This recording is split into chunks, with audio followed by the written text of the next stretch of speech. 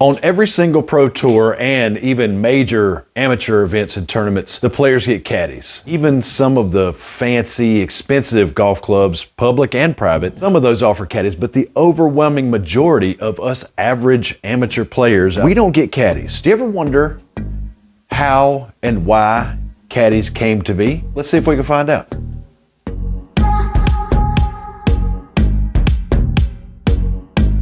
Hey everybody, welcome back to Golf Test Dummy, the channel where I use my game to help your game. Be sure to subscribe to the channel if you haven't already, and leave me a like down below by clicking the thumbs up. That really helps out the channel. Also, I've got some links down in my description below that could save you some money. In this video, I'm going to dive into the history and the origins of caddies. I have my own theories and sort of preconceptions about how I think it came to be, as I'm sure some of you do. Who was the first person to use a caddy? What's been the evolution of the caddy throughout time?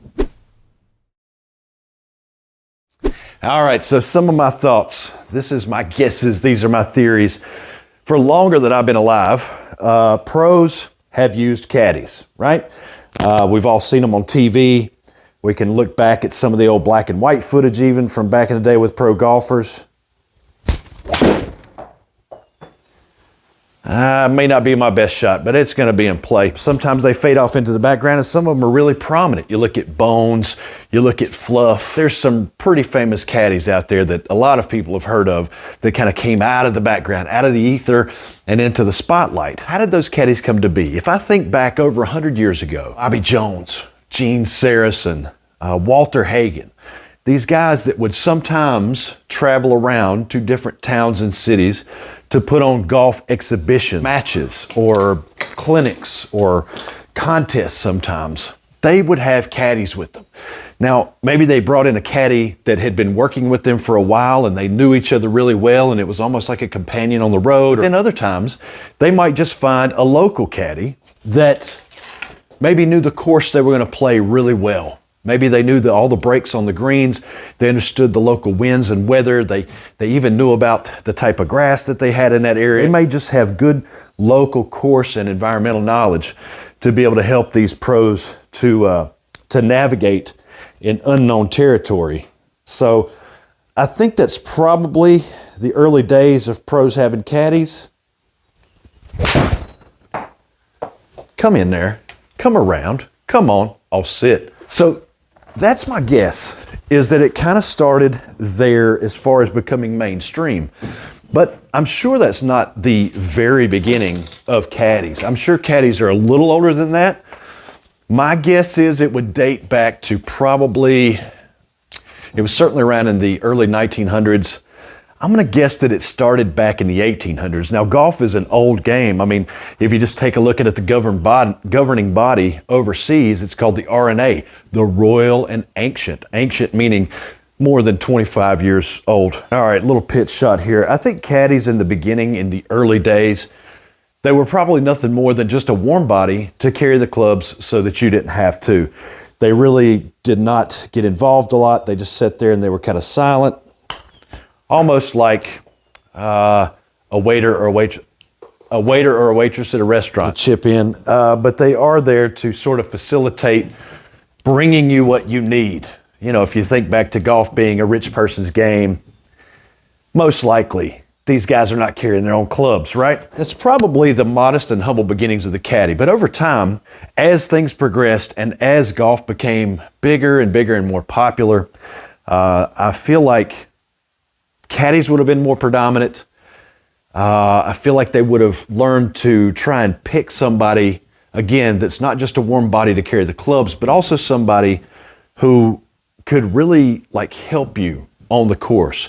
If you need to know yardages and distances, hey, go out there and walk that off and see how far it is from here to the middle of the green. Go see how far this bunker is from the flag that we're going to be playing in this tournament. A lot of things like that. They started to really kind of pick people that they could use to have golf knowledge, golf-specific knowledge, and help them to try and play their best. What do we got here? We got a short par 4. I'm just going to hit a hybrid here.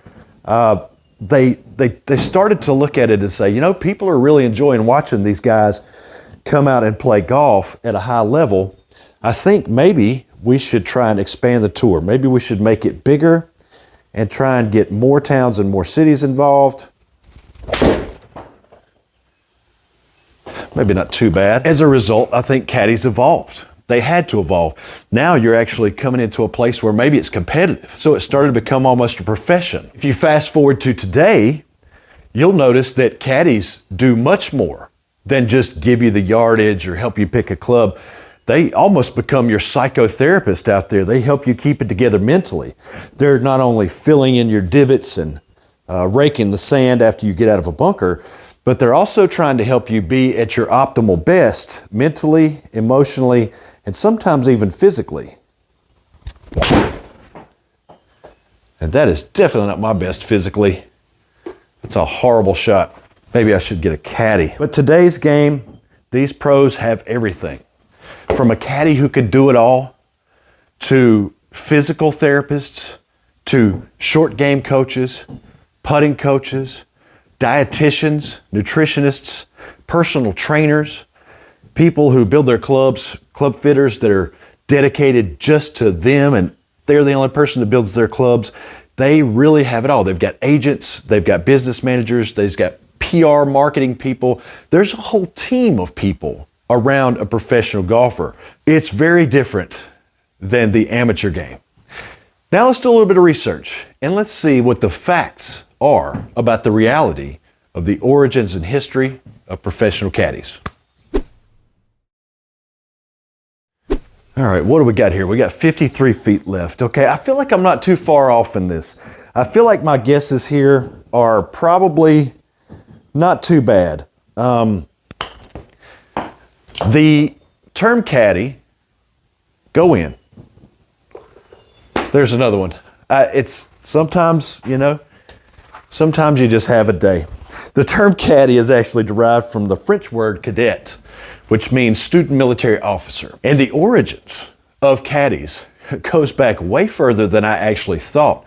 The first ever recorded caddy was actually for the future King of Scotland in 1681. The future King James VII of Scotland in 1681 was playing an international match and brought a caddy along with him. Now, caddies back then were not golf specific. They were actually more like personal servants or somebody that would run errands, an errand boy, as it were. The term errand boy comes to mind.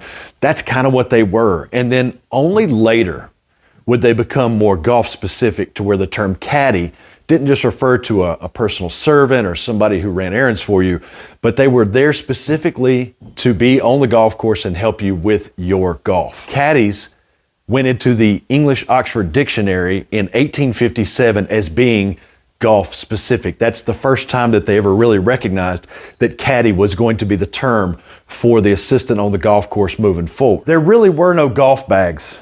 Clubs were carried in bundles, so you would literally just pick up the stack of clubs and shove the golf balls and the stuff in your pockets, and you would kind of take off. Suffice it to say that while they have really heavy bags to carry nowadays for some of these pros, these staff bags, it's at least easier having everything in a bag, right?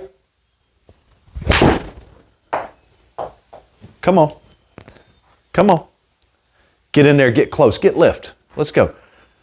All right, inside of 10 feet. They didn't even have bags back then, so it was a pretty tough gig, but they weren't expected to do nearly as much either. They sometimes carried water, they had golf balls, they had the clubs, they took off with the pro, they walked along with them. I'm sure if they wanted something else along the way, like a king or a duke, somebody that needs something, it's kind of like in Caddyshack 2 where she makes him run all the way back to the clubhouse to get the diet root beer. Now, since back in the days of the feathery golf ball at least, since back then golf balls were really expensive, even for the rich, you really didn't want to lose those golf balls. So you didn't just have the caddy that would walk with you, you'd also have the four caddy, which wherever you're intending to hit the shot, they would kind of go out in that area. There may be more than one of them. And after you hit the shot, the caddy who saw it take off would yell, "4," meaning four caddy, look out for this golf ball, make sure the king's ball doesn't get lost. Those four caddies would look out for the golf balls if it went into tall grass or it went somewhere off track. Not my best swing, but should find the fairway. they would look out for the golf balls going forward. Now, wouldn't that be super helpful? Pro V1s are very expensive. Wouldn't it be nice if you had a 4 caddy out there so that when you hit your ball and maybe you kind of lost sight of it somewhere, it wasn't that bad of a shot, you lost sight of it, it ends up in a little taller grass or falls into a gopher hole, the 4 caddy could be like, here it is, I found it. That's where the term 4 actually comes from. So once we started to recognize that caddies were very valuable and the demand for caddies was picking up, as was the popularity of golf, there actually started to become clubs that employed caddies full time, to where when you came to play a round of golf, you would be able to get a caddy from the pro shop to go along with you. And they actually started to come up with apprentice programs and training programs to help to train and feed their need for caddies. Okay, you got to turn a little bit. Come on, don't leave it all the way out there. All right, it should get on the green. Now stop. Now hit the brakes. They actually started to come up with programs to help develop and train caddies to make them be smarter, better, more useful, to help the golfers out even more. And that wasn't necessarily for the pros, that was just at the clubs. In the movie Caddy Shack, of course, they had a shack that had caddies that then caddies would go out with the golfers. Prime example. That's what I'm talking about. Things like that really started to take shape and become more predominant in golf. Now, a lot of pro golf caddies, as you may very well know, are actually a lot of times really good golfers themselves. Maybe they couldn't quite make it on tour. Maybe they were a high-level college player. Maybe they didn't want to be on tour. And, those are a lot of the people that are on the bags nowadays. Okay. Now, don't turn that much. Not struck too bad, but that's what a lot of these caddies are. So they know they're coming from a place of real experience. They understand a lot of the pressures that come with high-level golf and some of the mental and emotional sort of pinball that's going on in your brain over the course of a high-pressure professional golf tournament, especially when you get in the hunt or things are going wrong, or if you're riding a high and you don't want to come crashing down. These caddies really do become true companions on the golf course. Now, some of you might think, well, as far as pacing off and getting out there and pre-gaming a golf course, and then, like, say, for instance, a pro was going to play this hole and they needed to know all these different yardages. As far as that goes, we have yardage books, GPS, laser rangefinders, all of that stuff that is probably quicker, easier, and in a lot of cases, more accurate than what someone could do just walking and pacing based on how far their foot falls. And that's true, but you can't really replace the human aspect of the caddy. That is another horrible swing. You can't replace the human element of caddies, even with all of the technology we have nowadays. Now, honestly, I never would have guessed that caddies dated back to the first recorded one being almost 350 years ago. I never would have guessed that, but maybe I should have. I mean, golf has traditionally, until recent decades, been the game for the rich and the powerful, the wealthy. And it stands to reason that some king or some very successful business dude is not going to want to carry their own sticks. Why not get some kid to do it, right? It's good to see caddies finally get their due respect and their due pay. It is a very serious profession, and those professionals are very good at their jobs. It's a really high pressure job, right? I mean, you're responsible for a lot of things, from yardages to conditions to choosing clubs to playing psychiatrist to being a player's confidant. Well, after all, you are responsible for quite a bit of money to be won or lost. Come on, get up there. And now stop. All right, perfect. For what I've read today and some of the thoughts I've had in the past, I have to make comparisons between the pro game and the amateur game. Let's be honest. If anybody really needs a caddy, it's us. We need caddies. We need them a whole lot more than some of these top-level players need them. Now, granted, they're playing for big money, big stakes, and it's real serious, and it's them trying to earn a living. But we don't have caddies. The best we can do is an app that could maybe give us our yardage, have tracked some of our distances that we've recorded in the past, and then kind of make a suggestion on a club based on that. But it's not helping us keep our head in the games. We could use caddies, especially for caddies. I mean, how many times have you hit a shot out there and you're like, yep, it's right out there. You go up, you try and find your ball, it's nowhere to be found. And you can't help but think that, man, if there was a 4 caddy up here. All right, we've got 157 and we're going way up the hill. We're going to try 7-iron here. Wish me luck. My caddy said I should hit a 6, but we're going to see. Oh, left it out right.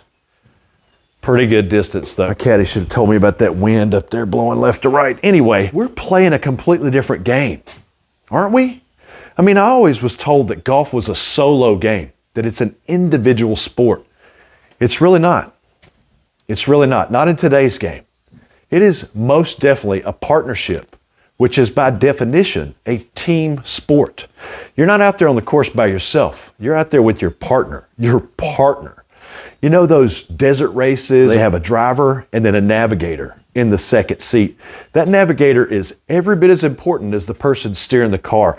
Today, the only thing the caddies really don't do for these pros is hit the shot. For us, we're out there by ourselves. We got nobody to support us. Nobody.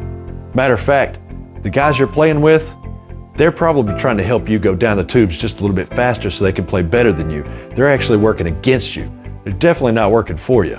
So, next time you go out and you card an 87 or a 97 or whatever you consider to be a bad round of golf for you, maybe don't be too hard on yourself. Realize that we're playing a solo game and leaving pitches short. And maybe next time you go out to play, if you want to play your best, bring a friend.